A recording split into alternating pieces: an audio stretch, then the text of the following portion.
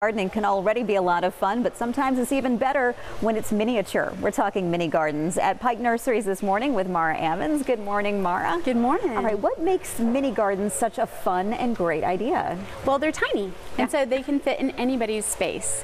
And of course, the first thing you need to look for is something that has enough space for you to create the first layer, which is your drainage system. Okay. And so pretty much any container that's nice and low, 3 inches or less, or more at least, you can make it into a garden. Do you need to be concerned about having holes for drainage in this or no? So these are actually better without drainage. Exterior, you're building a drainage system on the inside, a filtration for that water to leave the plant. And how exactly are we doing that? What are the layers you've got going on So you need to start with some pebbles or rock on the bottom. That's going to be your water reservoir.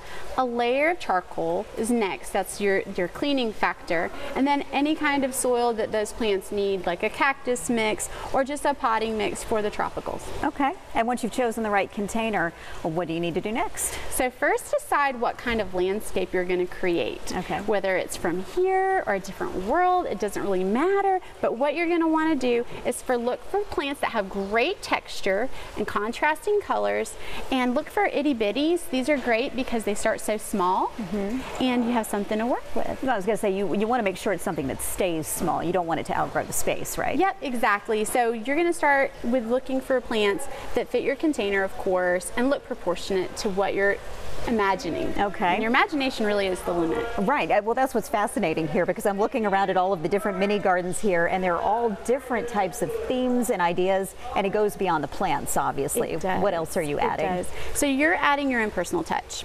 So some of these shells here were found at the beach or snorkeling trip that I had last summer. And then of course, if you're out in the desert or just hanging out, finding rocks around your yard and little tiny twigs, it just gives you that sense of like a beautiful memory that you get to have around. Okay. And what about some of these back here? So these are really creative. They're super fun. So this is little bitty robots that found this new place. And of course, from now on, you're going to find little dinosaurs in your beautiful gardens, which is amazing because all kids from 2 to 92 would love creating these places. That's what I want to know. Who has more fun with this? I don't know that there's an answer. Everybody does. I think there's a garden for everyone. This is a more chic and contemporary look. We created this lotus garden here, and that would really look great in an office or anywhere else. All right, and quickly, once you've put it together, what's the best way to take care of it? So spraying them with fresh, clean water once a week. You're going to hit the direct base of those plants, making sure you hit them about 4 or 5 times with that spray,